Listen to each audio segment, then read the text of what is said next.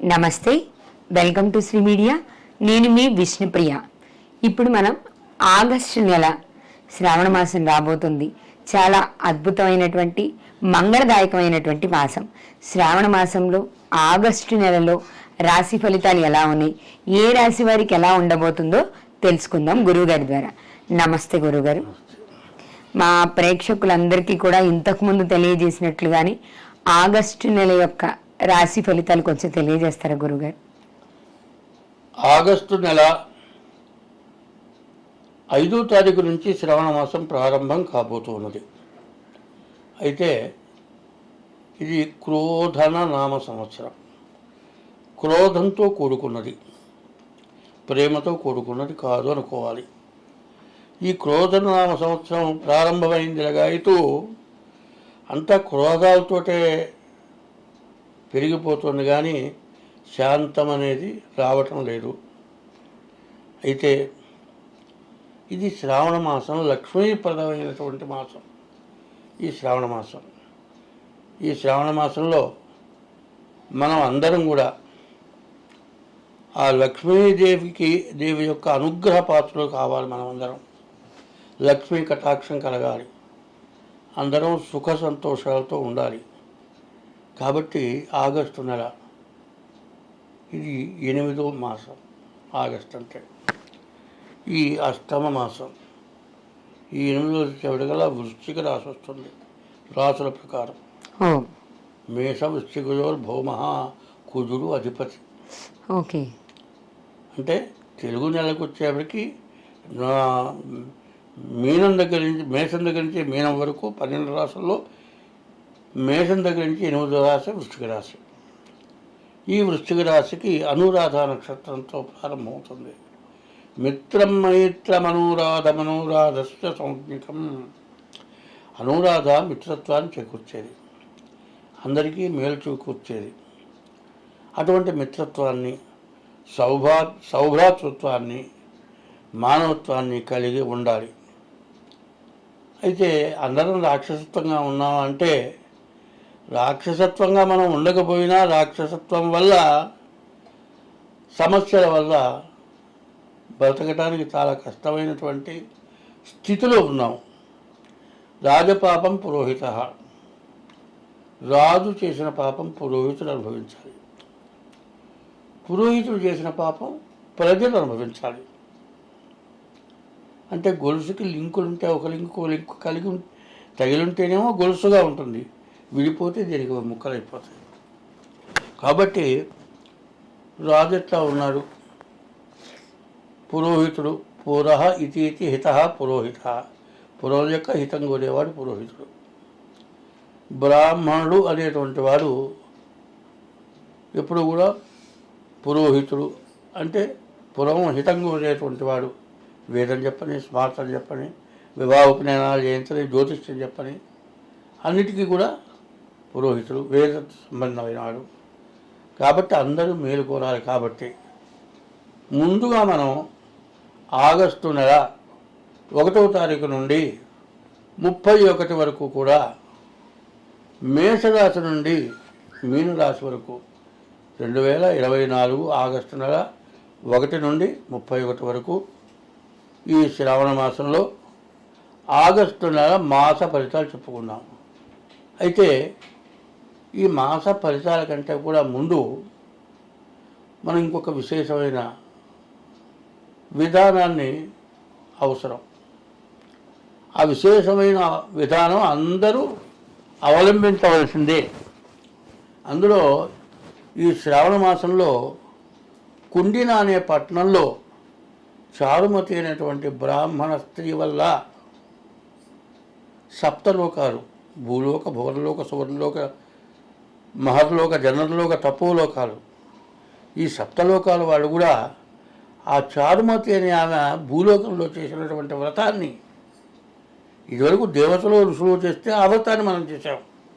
కానీ శ్రావణ మాసంలో ఈ కుండిన అనే పట్టణంలో చారుమతీదేవికి లక్ష్మీదేవి ప్రత్యక్షమై చెప్పినటువంటి వ్రతాన్ని చేసి అందరూ సుఖ సంతోషాలతో ఉన్నారు. కాబట్టి ఈ శ్రావణ మాసం దేవతలు, మానవులు, దానవులు 3 రకాలు ఉన్నారు. మానవులు మనుగడ నేర్చుకునేవాడు, దేవతలు దైవత్వాన్ని కలిసి అందరి మార్గాన్ని చూపించేవాడు, రాక్షసులు ఇక వాళ్ళని చెప్పేది ఏం లేదు. కాబట్టి మానవులు దైవత్వాన్ని పొందటానికి అవకాశమైనటువంటి మాసం ఈ మాసం. అది దీని గురించి విశేషించి చాలా కొద్దిగా క్లుప్తంగా చెబుతాను. తప్పకుండా. ఎందుకంటే జ్యోతిష్యము అనే దానికి అర్థం తెలుసుకుందాం ముందు.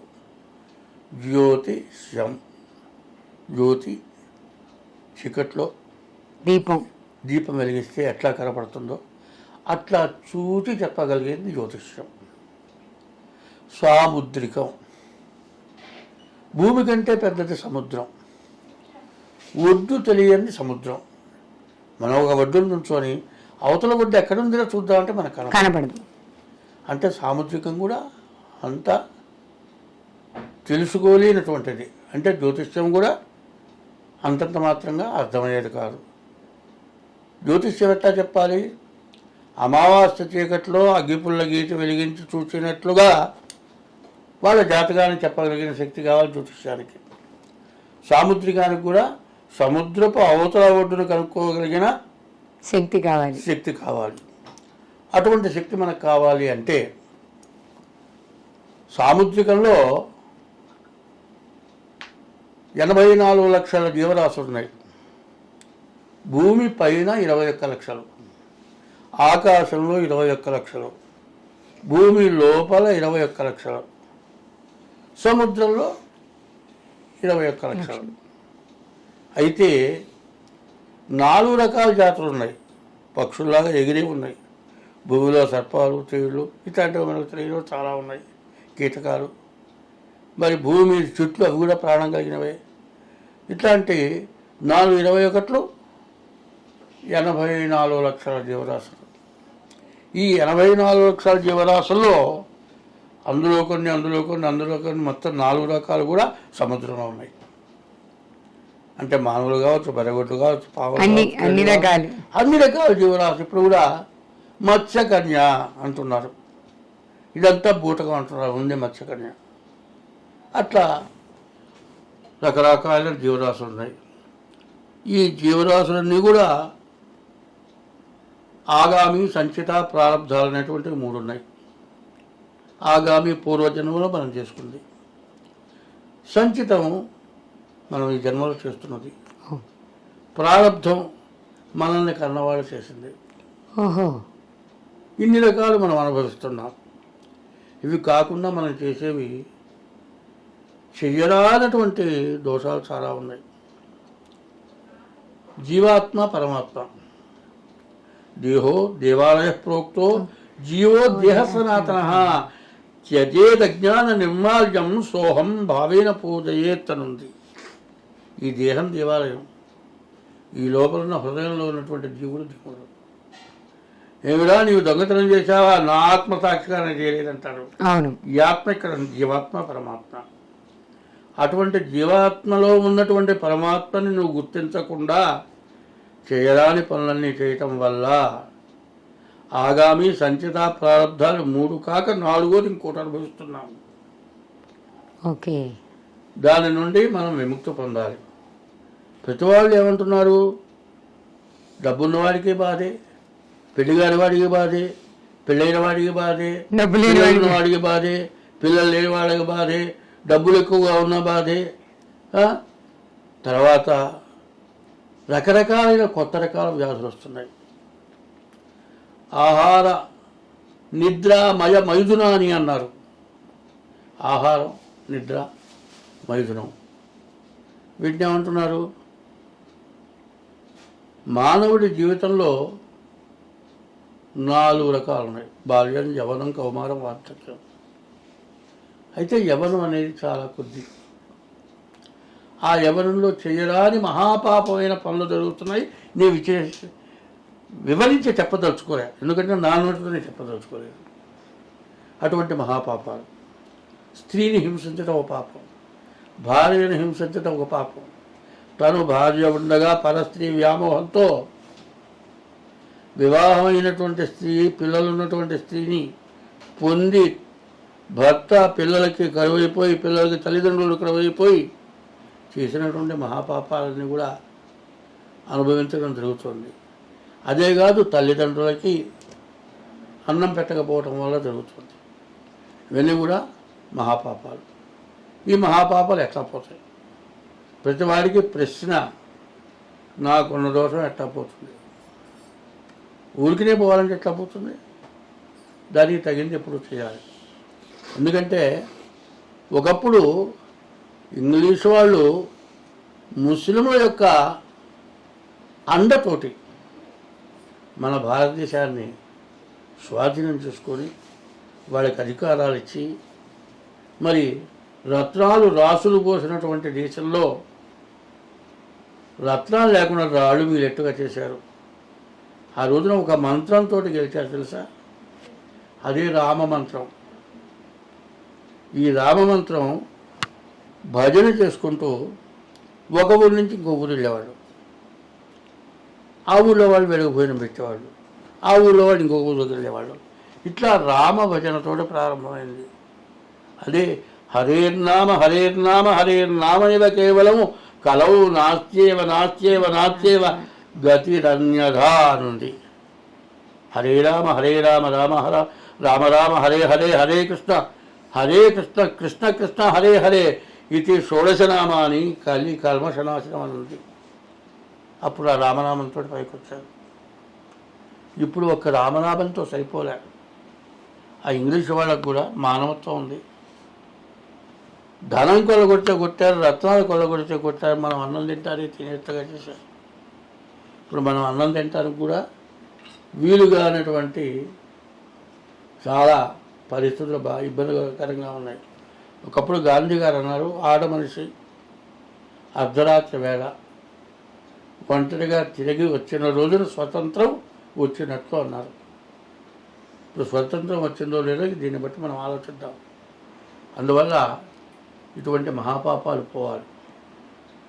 తర్వాత ఎప్పుడూ కూడా ఒకటే చిన్న మాట చెబుతా, తల్లిదండ్రులు ఏమిచ్చారు అన్నది కాదు.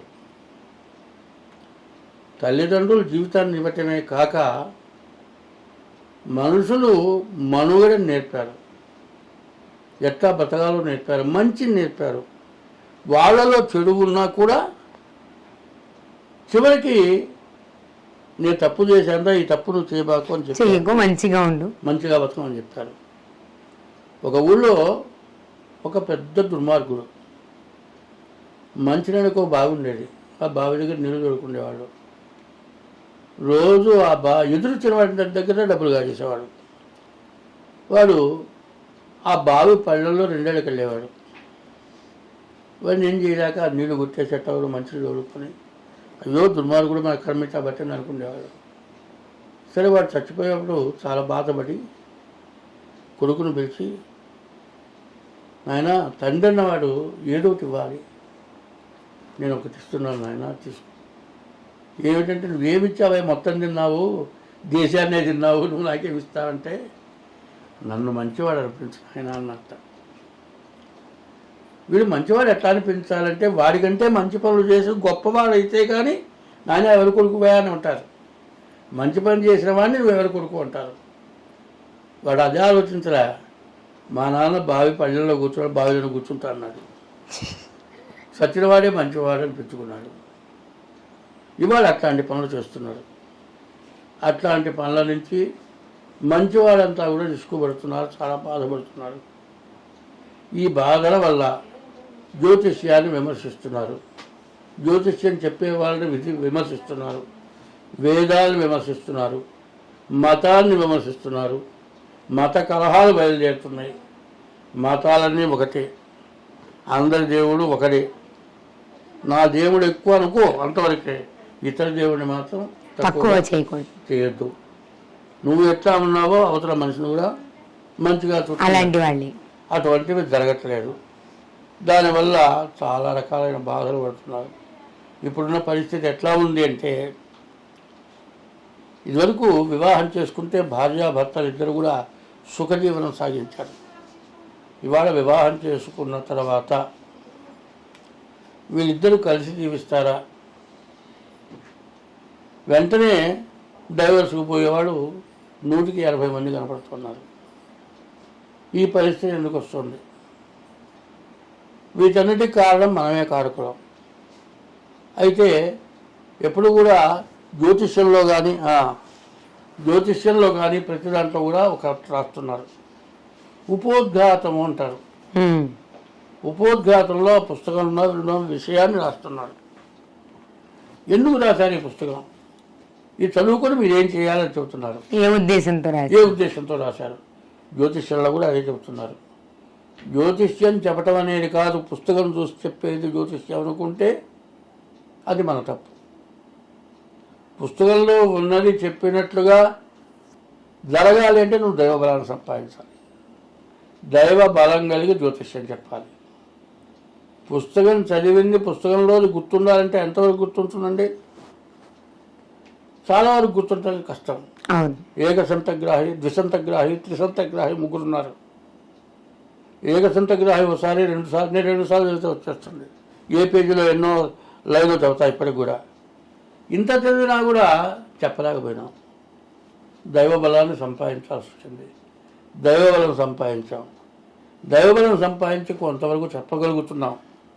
కానీ అందరూ బాగుండాలి, అందులో మనం బాగుండాలి. దానికోసం మనం చేయబోయేది ఈరోజు చెప్పాను. ఇప్పుడు అన్ని బాధలు పోవాలి, అందరం సుఖంగా ఉండాలి. దానికోసము ఆదిశంకరుల వారు మహారుద్రం అని చెప్పారు. మహారుద్రం అటువంటి మహారుద్రం అంటే ఒక్కసారి ఈశ్వరుడికి అభిషేకం చేస్తే ఒక్క రుద్రం, 11 సార్లు చేస్తే ఏకాదశి రుద్రం. మహారుద్రం అంటే 113 సార్లు చేస్తే మహారుద్రం.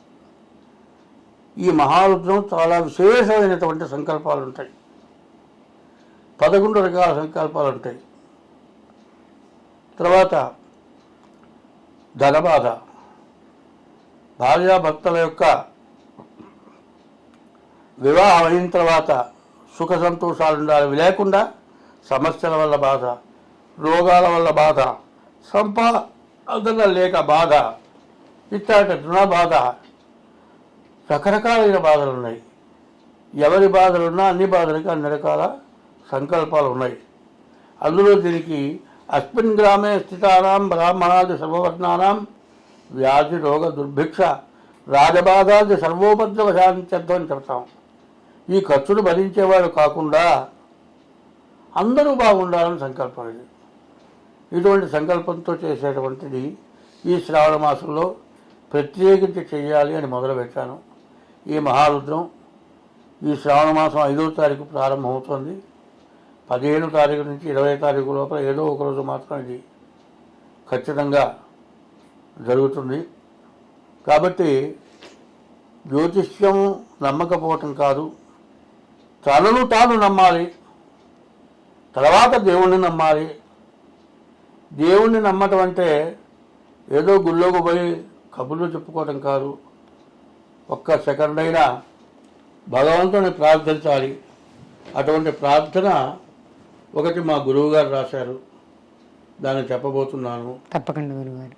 ధరణికులాబ్ధి సోము భవతారక నాము ప్రపన్న కాముని సరసగుణాభిరాము హరిజనకి రాముని ముక్తిధాముని హరిజన భీము విక్రము మదాత్మరమించు పరమాత్మ రాముని చరణములటి భక్తి మనసా గురుపాదములాశ్రయింపుమా.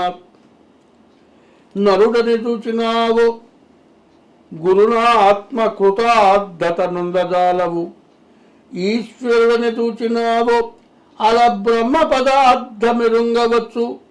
నీ సరియగు లక్ష్యమొక్కటియ చాలును సాధనలెల్లగూర్చు. ఈశ్వరుడని నమ్మి మనసా గురుపాదములాశ్రయింపుమా. ముదమున పారిజాత తరుమూలమునందు అతి సూక్ష్మ రూపుడై హృది రఘువీరు నామమును ఎప్పుడు చెప్పినుచుచు రామభక్తులను వదలక బ్రోచుచుండు. గను వాయుతనూజు నిధీతిరాజు నీ అతను తలచి భక్తి కుమతి గురుపాదములాశ్రయింపుమా. రామగుణాభిరామ రఘురామ పరాక్రమ భీమ జానకీ రామ ప్రపన్న రామ బుధరంజిత నామ సుధామ రామ శ్రీరామ దురంత దుర్భర విరామ నిష్కామయతంసు భక్తి మనసా గురుపాదములాశ్రయింపుమా. శంకర పార్వతీ హృదయ శంకర భక్త పావన శంకర ఘోర దుఃఖ భవతారక తారక చంద్రశేఖర శంకర లోకభీకర నిశాకర సంహర దేవదేవ ఓ సంకటనాశయంచు మనసా గురుపాదములాశ్రయింపుమా. అంబ మదంబ దుర్గా జగదంబ పరాంబ ఉమా త్రిశక్తి మూలంబ భవాని శంకర కళాభ్రమరాంబ చిదంబరార్ధ దేహాంబ చిదంబరార్ధ దేహాంబ జడాజడంబ లలితా త్రిపురాంబ లలితా త్రిపురాంబ శివాని అంబ దుర్గాంబ జటోసు భక్తి మనసా గురుపాదములాశ్రయింపుమా. శరణు పరాత్పరా శరణు సర్వచరాచర విశ్వరూపుడా శరణు గురు ఉత్తమా శరణు శౌరి విరించి శివస్వరూపుడా శరణు త్రిమూర్త్యతీత భవసాగర తారక దేవదేవా నీ శరణమే దిక్కటము సుమనసా గురుపాదములాశ్రయింపుమా. ఇటువంటి రాసిన మహానుభావులు నిమిషాలతో సహా చెప్పి పరలోకానికి వెళ్ళారు వాళ్ళు. మరి రామదాసు గారు కూడా కొంతమంది శరీరాన్ని ఇక్కడ విడిచి వెళ్ళారు. రామదాసు తుకారం శరీరంతో సహా మోక్షానికి వెళ్ళారు, స్వశరీరంగా వెళ్ళారు. ఇదంతా ఎందువల్ల? దైవాన్ని నమ్మటం వల్ల జరుగుతుంది. కాబట్టి దైవాన్ని నమ్మాలి. మనిషికి సన్నిహితమైనటువంటి సంబంధం కావాలి. సత్కార్యాలు ఎప్పుడూ జరుగుతూ ఉండాలి. ఇట్లాంటి మంచి రోజులు శ్రావణం, లక్ష్మీ అమ్మవారు, భాద్రపద మాసం, మరి బహుళ పక్షంలో ముందు వినాయక చవితి, తర్వాత బహుళ పక్షంలో పితృదేవతలు తల్లిదండ్రులకి శ్రాద్ధ విధులు పెట్టాలి. ఆశ్వేజ మాసంలో అమ్మవారి పూజ చేయాలి. కార్తీక మాసంలో ఈశ్వరుడు పూజ చేయాలి. మరి మార్గశిర మాసంలో విష్ణుమూర్తి పూజ చేయాలి. వీటన్నిటి కూడా ప్రారంభమైంది. ఆకామావై అంటే ఆషాఢం, కార్తీకం, మాఘం, వైశాఖం. అయితే ఆషాఢమ శుద్ధ ఏకాదశి. మరి ఏకాదశి తొలి ఏకాదశి అంటారు. మొదటి ఏకాదశి విష్ణుమూర్తి పాల సముద్రంలో ఆయన యోగ నిద్రలో ఉంటాడు. కార్తీక శుద్ధ ఏకాదశి రోజున తులసి వనానికి వస్తాడు. కార్తీక శుద్ధ ద్వాదశి రోజున క్షీరాబ్ది శయన వ్రతం అంటారు, విష్ణుమూర్తి యొక్క వ్రతం. శివకేశవుల యొక్క విభేదం లేనటువంటి ఈ నెలలో ఆషాఢం అయిపోయింది, శ్రావణ మాసం మంచి రోజులు కాబట్టి మంచి అన్నంలోకి రుచికరమైన పదార్థం ఉంటేనే అన్నం తింటాం. అవును. అట్లా ఉండాలి అంటే ఈ నెలలో చేయబోయేటువంటి కార్యక్రమానికి మరి దానికి తగిన అమౌంట్ ఇంతవరకు మాత్రం నేను సిద్ధం చేయలేదు. అవుతుందని నమ్మకం ఉంది నాకు. దాదాపు 11 మంది బ్రాహ్మణులు ఉంటారు. ఇది చాలా పెద్ద కార్యక్రమం. అది ఆది శంకరుల వారు రాసిన వాటిల్లో మహారుద్రం. దాన్ని చేయాలనుకుంటున్నాం. అది చేస్తే అందరికీ ఉపయోగం కాదు. రాకపోయినా సొంత డబ్బులైనా పెట్టడానికి సిద్ధంగా ఉన్నాను. బాగా పెద్ద అమౌంట్తో ఖర్చు అయ్యేది కాబట్టి ఇది మాత్రం సత్వరం అందరూ కూడా దీన్ని చేయడం చాలా విశేషం, చాలా మంచిది. రాను అక్టోబర్ నెల దాకా శని వక్రించున్నాడు. ఈ వక్రించిన శని వల్ల ఎన్ని రకాల సమస్యలు నోటితో మాత్రం నేను చెప్పకూడదు. ఎందుకంటే కొంత దైవబలం ఉన్నవాడు నోటితో అపసవ్యమని మనం మాట్లాడకూడదు. రకరకాలైన బాధలు పడుతున్నారు.